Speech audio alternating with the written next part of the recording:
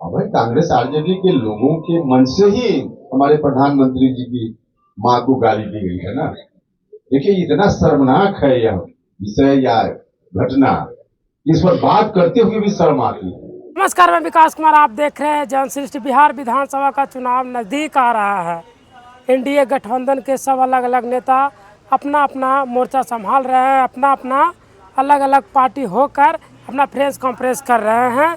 एक तरफ बीजेपी और जेडीयू एक साथ दिख रहे हैं, तो दूसरी तरफ आरजेडी और कांग्रेस एक तरफ दिख रहे हैं। इंडिया महागठबंधन। देखिए, एनडीए के गठबंधन में एक और पार्टी आते हैं, उपेंद्र कुशवाहा जी। आज प्रेस कॉन्फ्रेंस रखा गया था, अभी हम उन्हीं के आवास पे मौजूद हैं, उन्हीं के आवास के बाहर खड़े हैं।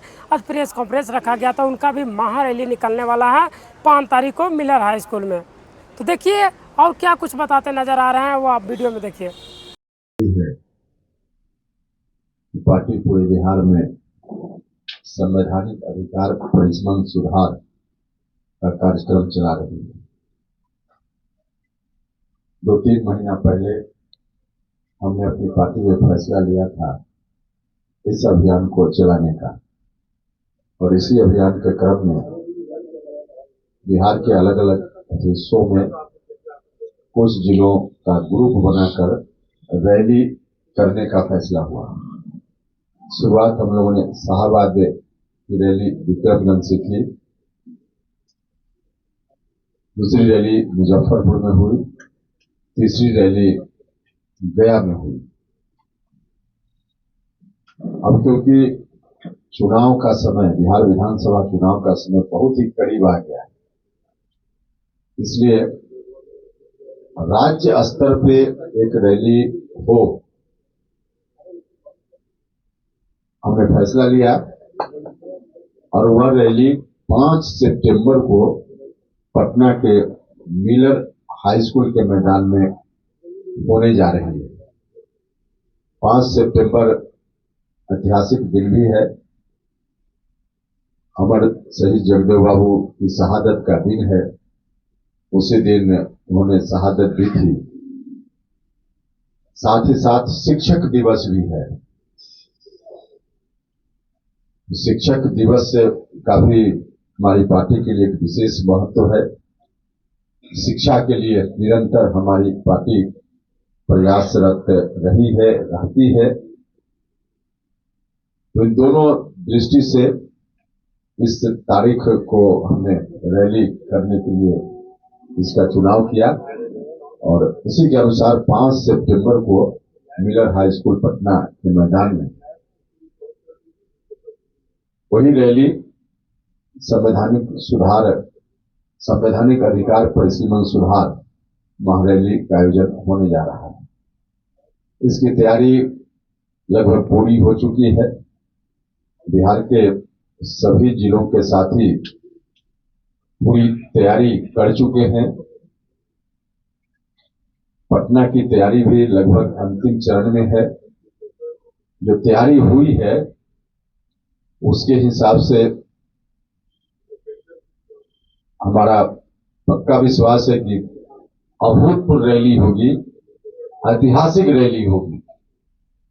मिलर हाई स्कूल के मैदान में अब तक कोई रैली उस तरह की नहीं हुई होगी, वैसी रैली इस बार होगी। और पिछली तमाम रैली चाहे किसी भी पार्टी की हो जो मिलर हाई स्कूल के मैदान में आयोजित होती रही है, उससे काफी अधिक संख्या में लोग आने वाले हैं। सब जगह से जो लोग आ रहे हैं, इसके आधार पर हम बता रहे हैं। और इसका कारण भी है क्योंकि हम जिस विषय को लेकर आगे चले हैं, एक तो हमारी पार्टी हमेशा मुद्दों की बात करती है, सिर्फ हंगामा खड़ा करके, राजनीतिक अभियान चला करके और अपने पॉलिटिकल मकसद को पूरा करने की कोशिश, हम यहां तक सीमित नहीं रहते हैं। जनता का जो सवाल है, उन सवालों को इसलिए उठाते हैं कि उसका सॉल्यूशन निकले, उसका हल निकले। सिर्फ हंगामा खड़ा करना हमारा मकसद नहीं होता है। एक अभी यात्रा तुरंत पूरी हुई है, महागठबंधन की ओर से आयोजित यात्रा थी। राहुल गांधी जी लीड कर रहे थे। और उस यात्रा को भी हम लोगों ने अभी तुरंत देखा है और कुल मिला कर वह यात्रा हंगामा खड़ा करने का कार्यक्रम है। बाकी न तो कोई जनता का इशू एड्रेस हुआ उसमें और सॉल्यूशन की तो कोई बात ही नहीं थी। जब कोई सवाल ही नहीं है तो उसका सॉल्यूशन क्या होगा। तो सिर्फ हंगामा खड़ा करना उनका मकसद था, विपक्ष के लोगों का। हमारा मकसद, खासकर हमारी पार्टी का, हंगामा खड़ा करना कोई मकसद नहीं रहा है। जब भी हमने अभियान चलाया है किसी विषय को लेकर तो उसके साथ साथ हमने सॉल्यूशन भी दिया है। यह जो अभी हमारा कार्यक्रम चल रहा है इसका तत्काल अभी बिहार विधानसभा चुनाव से भी डायरेक्ट संबंध नहीं है। उस रूप में कोई सीधे कहे कि वोट की दृष्टि से हमारा कोई राजनीतिक मकसद है इस रैली के आयोजन में, बिल्कुल नहीं। रैली क्रम में हो रही है। इसके पहले जहां से शुरुआत की तब चुनाव भी थोड़ा दूर था और जो विषय है वह विषय सिर्फ बिहार से जुड़ा हुआ विषय नहीं है, राष्ट्रीय स्तर का विषय है। बिहार विधानसभा चुनाव से उसका कोई संबंध नहीं है, उसके सॉल्यूशन का भी संबंध नहीं। इसका संबंध है भारत सरकार से राष्ट्र के स्तर पे। इसलिए हमारा कार्यक्रम समस्या का समाधान कैसे हो इस बात के लिए होता है और इसी दृष्टि से इस बार का भी आयोजन हो रहा है। बिहार के साथ पिछले 50 वर्षों से जो परिसीमन नहीं करते हुए अन्याय हो रहा है, जस्टिस हो रहा है, उस अन्याय के खिलाफ हम खड़े हैं। हमारी कोशिश है कि आगे यह अन्याय न हो। सब लोगों को मालूम है देश के संविधान की व्यवस्था के हिसाब से हर 10 साल पर सेंसस और सेंसस के बाद जो आबादी की संख्या आती है उसके आधार पर क्षेत्रों का निर्धारण लोकसभा में, विभिन्न राज्यों की विधानसभाओं में। लेकिन 50 साल से यह नहीं हुआ है। अगर हुआ रहता संविधान के हिसाब से जो पुरानी व्यवस्था थी तो 2011 की जो रिसेंट जनगणना का आंकड़ा हमको उपलब्ध है उसके हिसाब से बिहार में अभी 60 है, 40 है, माफ कीजिएगा 40 है लोकसभा क्षेत्रों की संख्या, उसकी जगह 60 हो सकती थी। नहीं हुआ तो बिहार का बड़ा भारी नुकसान है। और यह काम संविधान के हिसाब से चल रहा था। आजादी के बाद कांग्रेस की सरकार थी और इमरजेंसी का दौर था। उस इमरजेंसी में जो निरंकुश शासन चल रहा था उसी की देन है कि आज भी हम बिहार के लोग अपने परिसीमन के अधिकार से वंचित हैं। एक तरफ कांग्रेस के लोग न्याय देने दिलाने की बात करते हैं और उन्हीं के कारण बिहार का हक पिछले 50 वर्षों से मारा जा रहा है।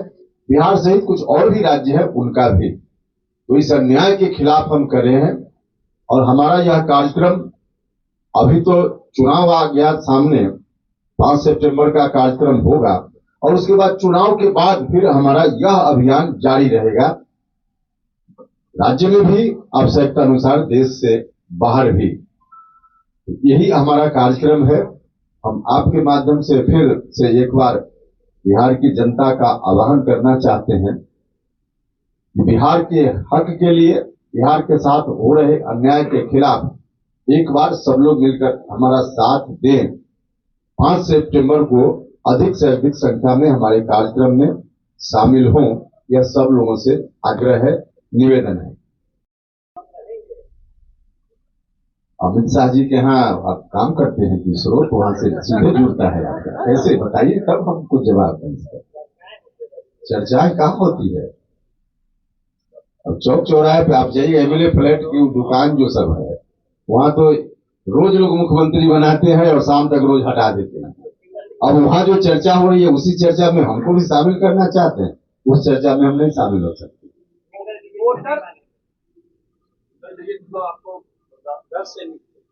तो ये कहां से ये डिजिट का मामला आ गया? ये कहां से आ गया? अच्छा, वो उतना बात छोड़िए, आपकी क्या मांग है? हमने कहा नहीं, वो इनके सवाल का जवाब तो दिया ना हमने। मन की बात है, मन में रहेगी। सब कुछ बोल रहा है सर, आप अब किन लोगों ने क्या कहा उनका विषय है, हमको कब क्या कहना है ये हमारा विषय है। जेडीयू कह रहा है कि बड़ा भाई का भूमिका नहीं जेडीयू कह रहा है बड़ा भाई, किससे बड़ा, किससे बड़ा? एनडीए में सबसे बड़ा श्रवण कुमार का बयान है कि जेडीयू इलेक्शन में बड़ी भाई की भूमिका निभाई। से कह रहे हैं तब उनकी बात को हम क्या उस पर प्रतिक्रिया दें, लेकिन कौन बड़ा भाई छोटा भाई यह तो जब तय होगा तब तय होगा ना। वोटर अधिकार यात्रा में प्रधानमंत्री जी को इस तरीके से कहा गया है, क्या करिए, इसके विरोध में तो हम लोग कल तो बंद का है, हमारी पार्टी का भी समर्थन है, एनडीए का कार्यक्रम। कांग्रेस और आरजेडी पर आरोप भी उन्होंने लगाया है। और भाई कांग्रेस आरजेडी के लोगों के मन से ही हमारे प्रधानमंत्री जी की मां को गाली दी गई है ना। देखिए इतना शर्मनाक है यह विषय या घटना, इस पर बात करते हुए भी शर्म आती है। इससे ज्यादा मैंने क्या इतना घटिया स्तर पर आदमी उतर सकता है, इसकी कल्पना भी नहीं कर सकते। विपक्ष के लोग कह रहे हैं कि जो गाली दिया है वो बीजेपी के ही सदस्य है। कौन कह रहा है? विपक्ष के लोग कह रहे हैं कि जो गाली दिया है मंच से वो बीजेपी की ही सदस्य है। आरजेडी के मंच पर था। हाँ, आरजेडी के मंच पर। वाह बढ़िया है, आरजेडी के मंच पर था और सदस्य बीजेपी का हो। हाँ, ऐसा वो लोग कह रहे हैं। हाँ तो कल देखिएगा कि कहेंगे कि हमारा वोटर है सब बीजेपी को, एनडीए को वोट दे, यही कह रहे हैं ना वो। हाँ। जैसा कि सुना आपने उनकी बातों को, उपेंद्र कुशवाहा जी की बातों को, सीट शेयरिंग के भी बात की और 5 तारीख के जो रैली निकलने वाला है उसको लेकर भी मीडिया के सामने अपनी बातों को रखे। तो देखने वाली ये बात है कि उपेंद्र कुशवाहा जी अकेले चुनाव लड़ते हैं या फिर एनडीए गठबंधन के साथ चुनाव लड़ते हैं, वो अभी कुछ साझा नहीं हुआ है। वो अभी इसके लिए अब चुप्पे साधे हैं, वो बाद में बताएंगे। तो इसमें आपकी क्या प्रतिक्रिया है कमेंट में ज़रूर बताइएगा और ऐसे ही खबरों के साथ जुड़े रहिएगा जन सृष्टि पटना।